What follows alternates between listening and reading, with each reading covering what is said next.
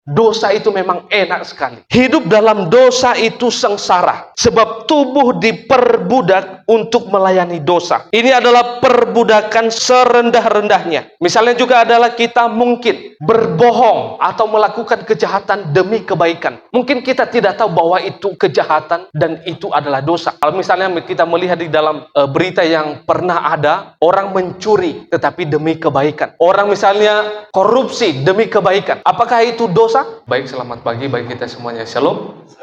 Shalom. Apa kabarnya Bapak Ibu?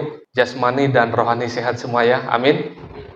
Baik, pada pagi hari ini kita bersyukur kita sudah memasuki minggu yang ketiga di bulan Agustus ini. Dan semua karena kebaikan dan kemurahan Tuhan. Baik, Bapak Ibu, pada pagi hari ini kita akan belajar satu kebenaran firman Tuhan. Kalau minggu yang lalu kita sudah belajar bagaimana caranya supaya kita bisa menjadi orang yang merdeka.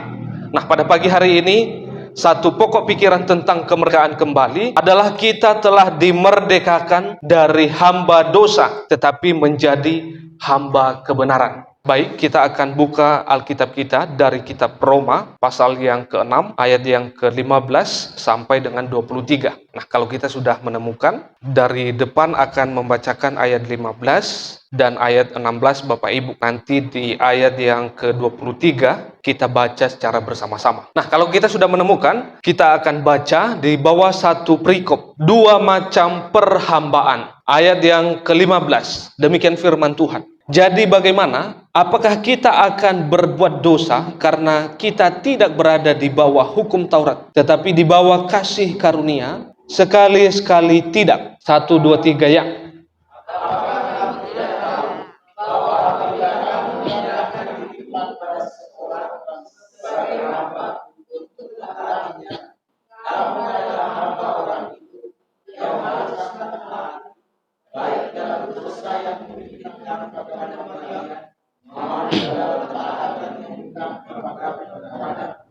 Kita baca bersama-sama 23, 1, 2, 3 ya. Sebab upah dosa ialah maut, tetapi karunia Allah ialah hidup yang kekal dalam Kristus Yesus Tuhan kita.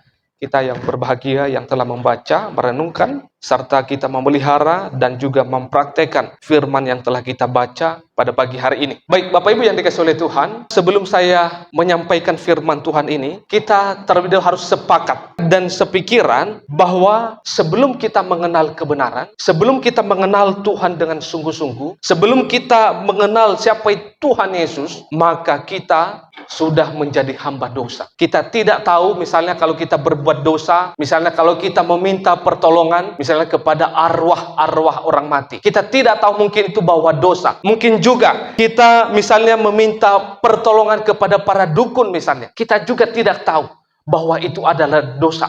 Misalnya juga adalah kita mungkin berbohong atau melakukan kejahatan demi kebaikan. Mungkin kita tidak tahu bahwa itu kejahatan dan itu adalah dosa. Kalau misalnya kita melihat di dalam berita yang pernah ada, orang mencuri tetapi demi kebaikan. Orang misalnya korupsi demi kebaikan. Apakah itu dosa? Tentu itu adalah dosa. Mungkin kita tidak tahu bahwa itu adalah kesalahan atau dosa di hadapan Allah. Nah, Bapak Ibu yang dikasihi oleh Tuhan, dalam teks yang telah kita baca ini ada 4 kali penekanan tentang hamba dosa. Ada 4 kali bahwa itu begitu penting bagaimana keadaan para jemaat Tuhan. Secara khusus dalam teks ini Rasul Paulus mengalamatkan pada jemaat yang ada di kota Roma. Nah, di situ adalah penekanannya ada 4 kali disebutkan dalam perikop ini. Ayat yang ke-16 bagian B. Bagian B dikatakan di sana bahwa kamu adalah hamba orang itu yang harus kamu taati, baik dalam dosa yang memimpin kamu pada kematian. Itu yang pertama. Yang kedua di ayat yang ke-17 bagian B dikatakan lagi di sana bahwa dahulu memang kamu hamba dosa. Dan ayat 18 juga mengatakan kamu telah dimerdekakan dari dosa dan menjadi hamba kebenaran. Yang terakhir ayat yang ke-20 dikatakan bahwa sebab waktu kamu hamba dosa, kamu bebas dari kebenaran. Nah, 4 hal ini dalam teks yang telah kita baca ini ada 4 kali disebutkan. Bagaimana